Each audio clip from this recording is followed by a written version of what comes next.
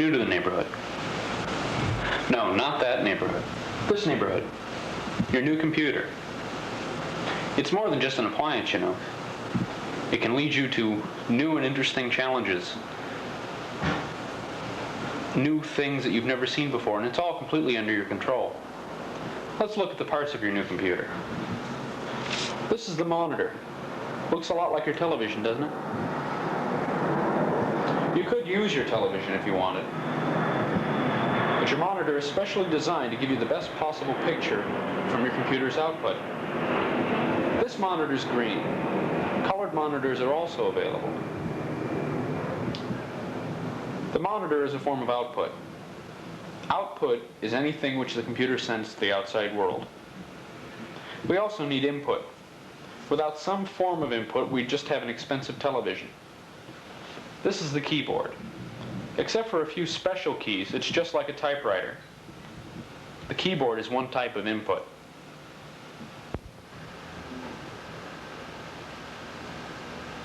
This is the central processing unit.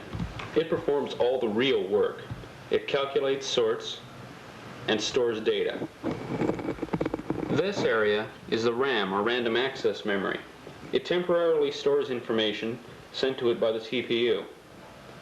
When the power is turned off, everything in this memory disappears. Another type of memory retains its data when the power is off. This is it, the read-only memory, or ROM. As its name implies, ROM cannot be erased or changed. So, we have memory which never forgets but can't be changed, and memory that can be changed but doesn't remember permanently. We need a way to store our own information permanently, but in a changeable form. We'll use a disk drive. A disk drive is similar to a tape recorder. It stores information magnetically on a plastic film. But unlike tape, disk drives use round plastic disks in thick plastic envelopes.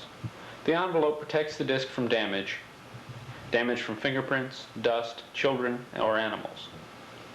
The disk envelope has some openings in it to allow the drive to read the information. When you're finished using a disk, put it in the external envelope to protect these areas. These are the basic components of your system. But there are other things you could have hooked up. A printer to give you hard copy. A modem which allows your computer to communicate with other computers, your neighbors all around the world. There are many other peripherals. These and many other peripherals allow you to... What's that? What's a peripheral? Peripheral is any device which is hooked up to a computer and which the computer controls. Now, as I was saying, a peripheral allows you to do many more things than just calculations or use information in the computer. It allows the computer to draw information from sources you wouldn't think of, like thermometers. Now, let's get your computer ready for action. Clear off a nice, comfortable table where both you and the computer will have plenty of space. Put your computer in its box on the floor near the table. Open it up. Inside, I'm sure you'll find a number of accessories. Take them out and put them aside for the time being. Now, all that should be left in your box is the computer in a plastic bag with anything that's connected directly to it, like the disk drives, and possibly some packing.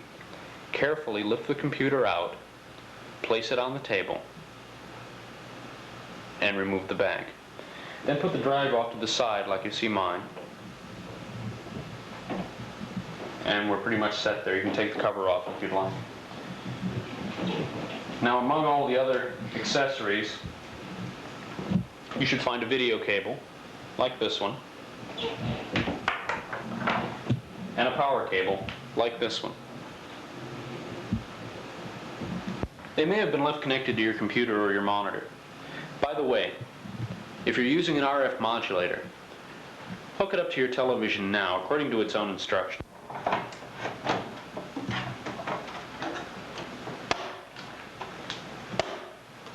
Put your monitor where you'll be able to see it well. I suggest on top of the computer. And take your video cable, and right here on the lower left-hand corner you'll see jack labeled video out and just securely press it into place. And plug the other end to the video in on the monitor. Now you can take your video cable, or your power cable rather, but before you plug it in, make sure that your power switch is off. Then plug the power cable in.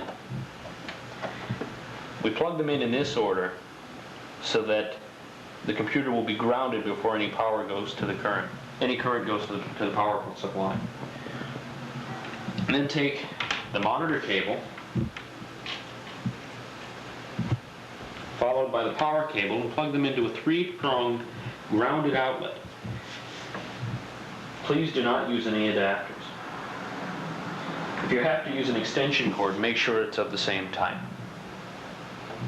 Now turn on the monitor and reach around on the left-hand side near the plug to the power switch and turn it on. As you can see, the disk drive starts whirring and spinning and the light goes on. To stop that, we hold down the control key here on the left-hand side of the keyboard and press the reset key on the upper right-hand side of the keyboard. It'll sound a beep and then we'll be in the programming mode. Don't worry about programming right now. There'll be plenty to do here without programming for the time being. Now, as you can see, we have our prompt and our cursor. But we have no information. We can't get anything from the disk. So take your system master out of the box.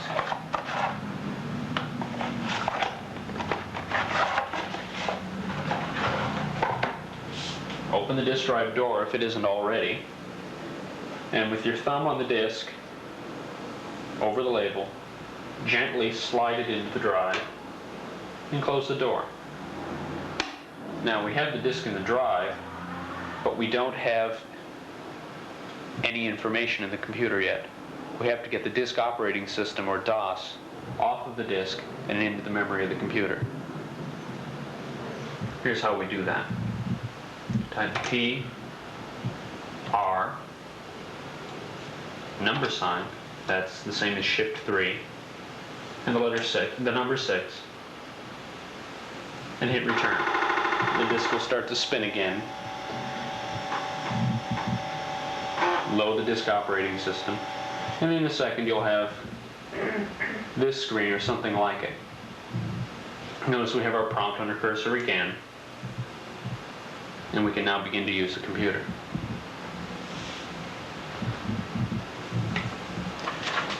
The first command we're going to look at is catalog. Catalog tells us exactly what's on the disk. Don't worry about the disk volume right now, it's unimportant. Now you'll notice all the way on the left is a star, or asterisk. This tells us that the file is locked. A locked file can't be erased or chained. We'll be looking at locking and unlocking a little bit more closely later. Next to the star is a letter. That letter tells us what kind of file we have. A is an AppleSoft file. I is an integer file, which is another form of BASIC. You can't run integer files unless you have a 64K Apple system. T is a text file. That's just information that another program would use. B is a binary or machine language file. Binary files are very interesting. They can be data like a text file. They can be programs like A or I files. Or they can be subroutines like copy.obj0. A subroutine is a small program which can only be run by another program. They will not run by themselves. Next to the letter are a series of numbers. The numbers tell us how many blocks or sectors are taken up on the disk by the program. The disk operating system that we use today, DOS 3.3, has 16 tracks, 35 tracks, and 16 sectors. Tracks are like the rings of a tree, and sectors are like wedges in a pot. so that we have 560 blocks. And lastly, we have the name of the file. Now you'll notice at the bottom we have a cursor but no prompt. This tells us that the computer is waiting for a single input, such as a space bar. As you can see, it shows us the rest of the catalog.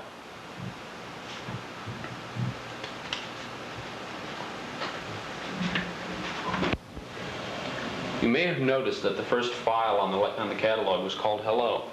The Hello program is very important and very interesting. DOS 3.3, as was 3.2, is written so that the first program that's saved on the disk will be run immediately when the disk is booted. It was the Hello program of this disk that brought up what we saw at the top of the screen when we booted it. Would you like to take a look at it? Type list, L-I-S-T, and hit return. Now that's probably just a little bit too fast for you to read, but we can adjust for that. Type speed, S-P-E-E-D, equals 0. Press return. Now if we list again, it lists much slower than it did before.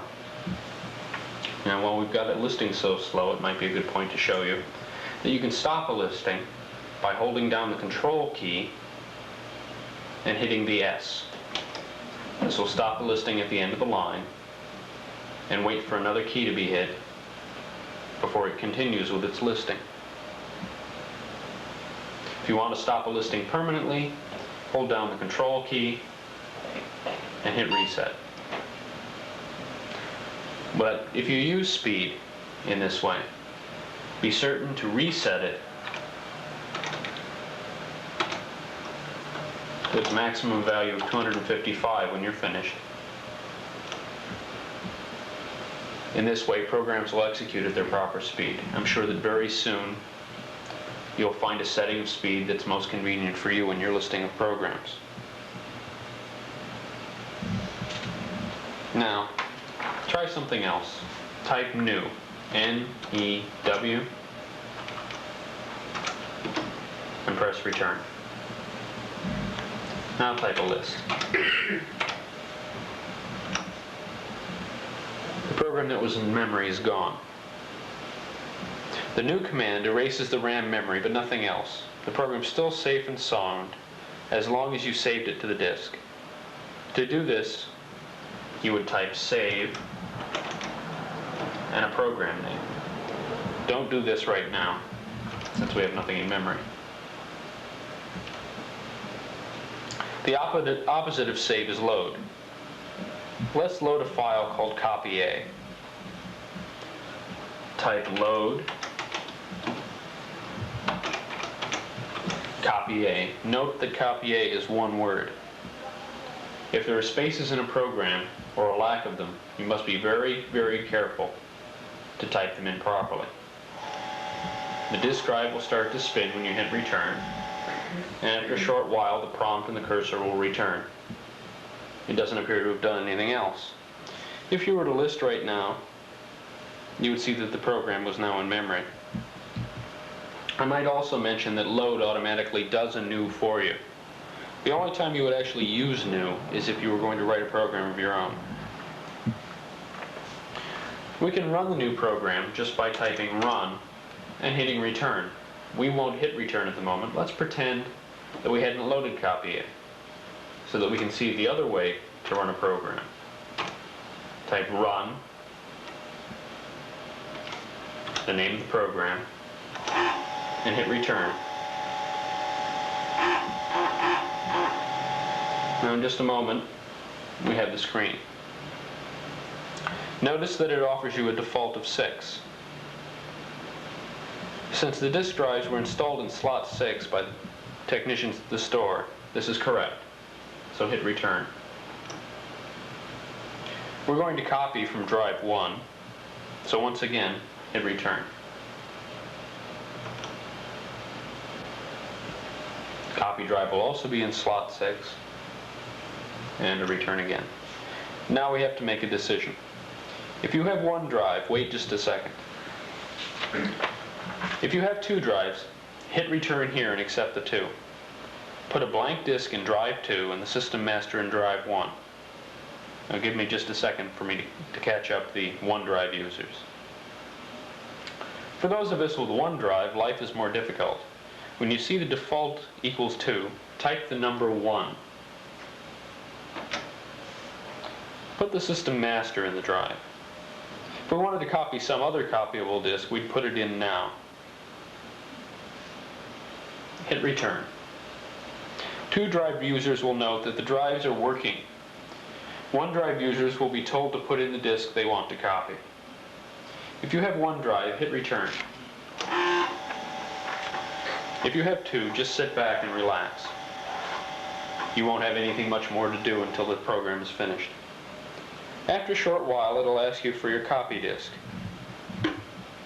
Find a blank disk, such as the blank Apple disk that came with your system, and put it in the drive. Close the door and press return. At this point, the disk is being formatted. What's formatting?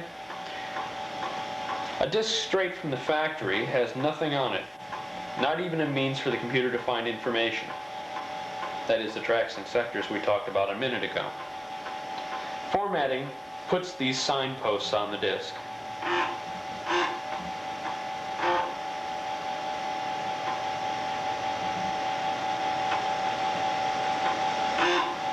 After it's formatted, it'll put the disk operating system and perhaps a little more information onto the disk. It then asks us to return the original to the drive.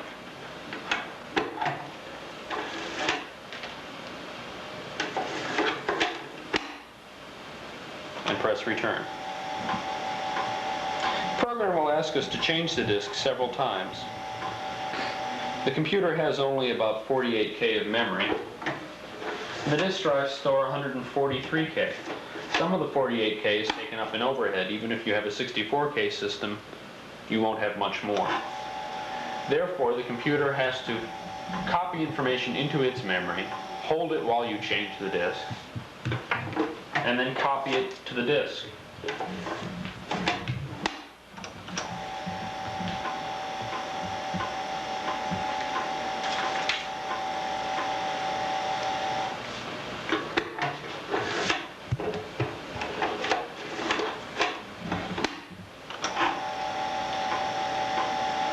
Now, I apologize to the people with 2 drives who are watching this at the moment, but I want you to understand what you're gaining by having them. By this time, your machine should be finished, and there'll be a message on the screen. Please wait till the rest of us catch up, and then I'll explain all about the message.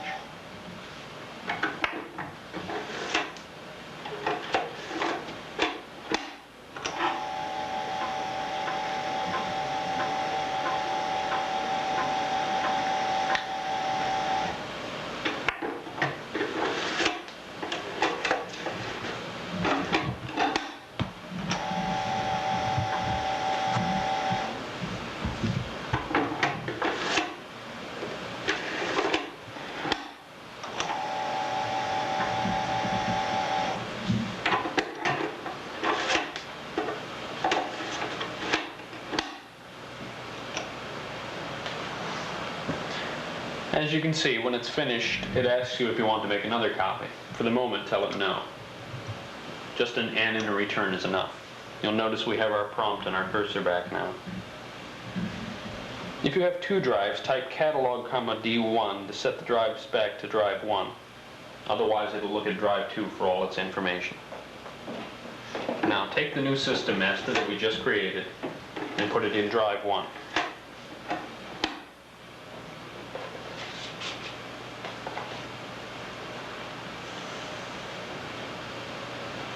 Now, just to make sure it copied properly, we're going to access the disk. Type unlock phone list.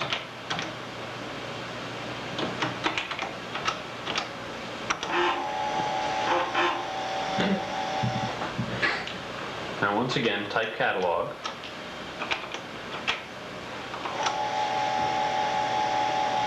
Hit return to get to the end of the file. Notice that the star is gone from next to phone list. Phone list is now unlocked and can be erased or changed. This is a lot to go through if you just want to store a new program. We can format disks for our own use much more easily. Load a program into memory. For this one, we'll use hello from the master disk. Type load hello.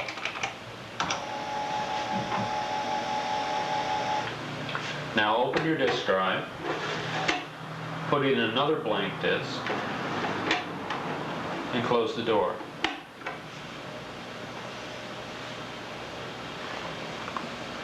Type init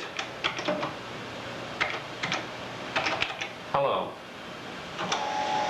Similarly to the beginning of the other program, init puts sectors and tracks on the disk, puts the disk operating system on the disk, and stores the hello program in memory on the disk, so that when the disk is booted, the hello program will run.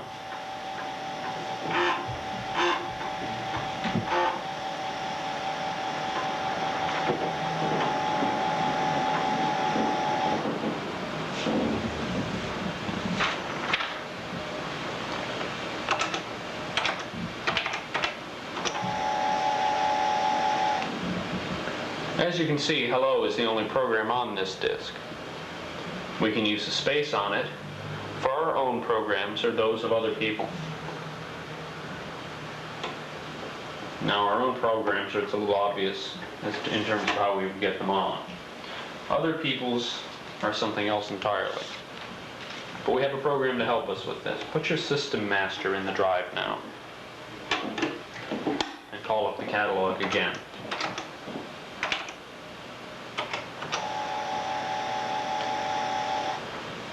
You'll see right here a binary program called FID. FID stands for File Development. We'll get our cursor back. We can try to run FID.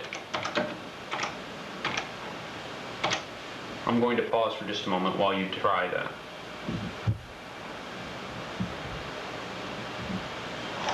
As you can see, when you tried to run FID, it gave you a file type mismatch. It was telling you that you can't run a binary file. To run a binary file, simply type brun and the name of the file. This tells the computer that it's working with a special type of program, a binary program.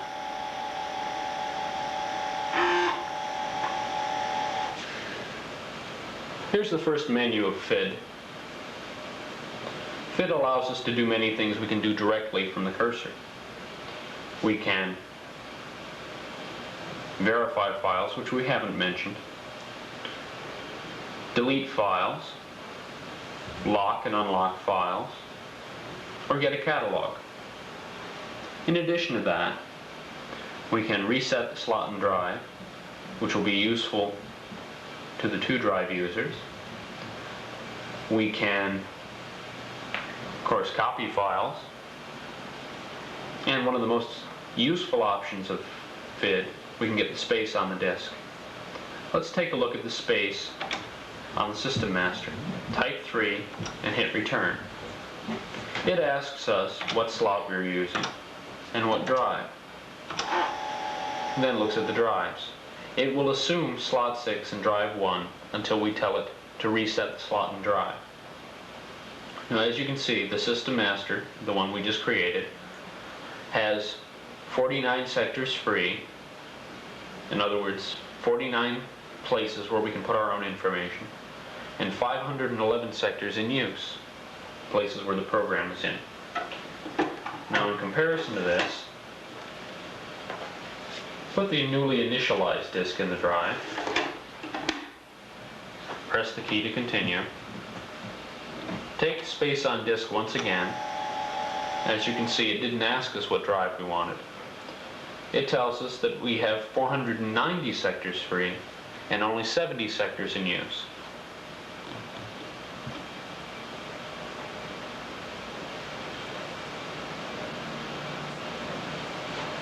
Let's look at the copy feature now. Type 1 and hit return. Copy is a little different. It asks us what drives we want because it requires a copy drive and a source drive. We're going to tell it that the source is in slot 6 and on drive 1. The destination is slot 6, but once again it's drive 1. Now we could just type the name of a program and it would take the program from the disk, probably the system master at this point, store it in memory, and then put it on the disk that we wanted. So for example, for FID, we could just type FID and hit return. We won't do that. We're going to type an equals sign. Equals tells the computer that we want everything on the drive. Now it will copy everything if we tell it no, that we do not want to be prompted. We don't want to be asked if we actually want to copy something. We're going to tell it yes. Once again, just a Y for yes is enough. Reminds us to put the disks in the drive. Tells us to specifically put the source disk in the drive. Do this now if you haven't already. And press the key. It comes up with the first file. We can either tell it N for no or Y for yes. Since we've already copied this file, we'll tell it N for no. It tells us the file's canceled and brings up the next one. Let's tell it that we want the file animals. It'll load the file and ask us to put in the blank, or rather the initialized blank, and then press the return key.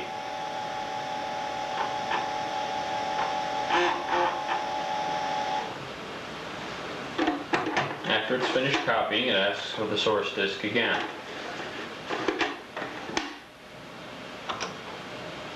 We're going to tell it no from here on.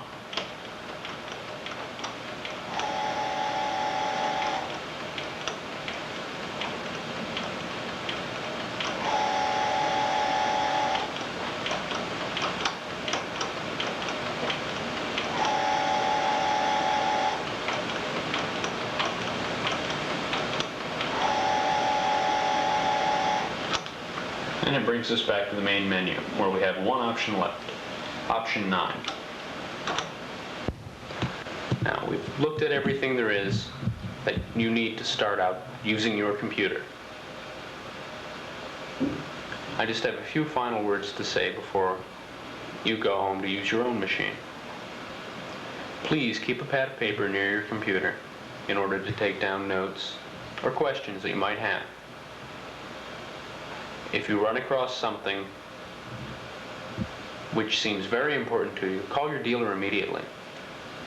Otherwise, wait until you get 2 or 3 questions. Call and ask them all at once. I'm sure someone will be very glad to answer them for you. My name's Dion Marshall. I'm the product training manager here at Berliner Computer Center. If no one else can answer your question, ask for me, please. And just as a reminder, our phone number is 775-4700, and the area code is 516. Enjoy your computer.